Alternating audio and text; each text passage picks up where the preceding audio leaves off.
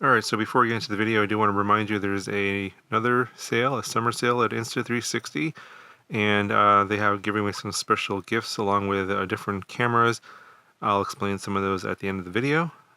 So when I first made the video on the One RS with the ND filters, I was not able to get GYROflow to work with the files that this camera produced.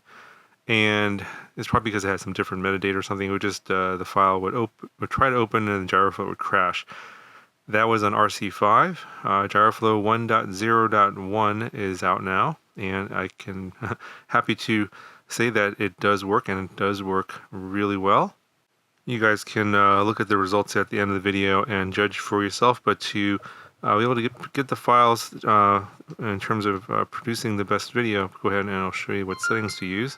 So there are a number of different modes and video settings you can get into. I am going to go with the 4K 4:3 video at 30 frames per second, and this is going to be under the post setting and not flow state. So if you click this is flow state, which does a stabilization in camera and which produces a 16:9 image. You don't want that, so you want to be on post, and you want it to be on 4:3, so it creates that 4000 by 3000 video, and it'll be 30 frames per second. So this is the setting you want. So I'll just kind of walk you through here on what I did in terms of getting the stabilization to work. It's fairly straightforward. You open the file, and when you open the file, it'll detect that it has metadata in it for the gyro data. So you don't have to actually open the gyro data file because it's embedded in the video file. So nothing to do there. You do have to open the lens profile. So I found out that when I was making this video, there was no lens profile for this particular video resolution, and so I created one myself. I will link that in the video description in case it hasn't been uploaded to the GYROflow database yet. I don't know how long that takes usually, but in case it isn't, you can click on the link below, and that you can download the lens profile. So you have to install or open up the lens profile for everything to work. For me, I use the low pass filter at 50 Hertz to just clean up the gyro data. It was a little bit noisy because of the fact this camera was hard mounted to the drone directly, and that helped a lot. And when I was looking at the gyro traces after the low pass filter was applied, it was almost an exact match to the movements when you do after you do the auto sync. So you do have to do the auto sync on this. I used 3 sync points, and after I matched everything up and I looked at the gyro data, it was really clean and matched up nicely. So obviously you get some really nice results here on the video. Basically, it's kind of like real steady go results for your Insta360 One RS. So if you're looking for kind of that real steady look instead of the one that comes out of the Insta360 Studio app, which is, in my opinion, I don't really like the options that they have there. And I've talked about this before in previous videos.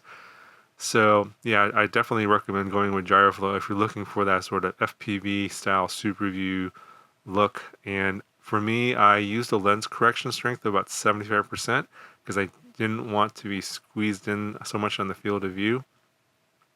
And I used a smoothest setting about 0.5. And these are the results you see. So I think they're pretty good. I don't know, you guys let me know what you guys think in the comments below. Again, not much to do here. Obviously, you have to get the lens profile.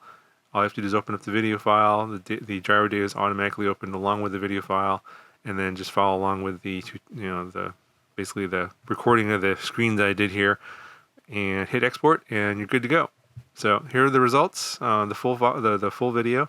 Let me know what you guys think in the comments below. And I do want to remind you again that there is a sale going on at Insta360 from May 24th through June the 4th. They're going to have a bunch of extra gifts and discounts. I'll put up on the screen here what they are. Specifically, if you're getting the go-to from my affiliate link in the description below, you'll get an extra set of lens guards and ND filters, which is like another like $40 or $50 value on top of the discounts that are available during the sale, as well as the other discounts for the RS, the 1X2, etc. Those are going to be listed up here on the screen. So check it out. Links will be down in the video description.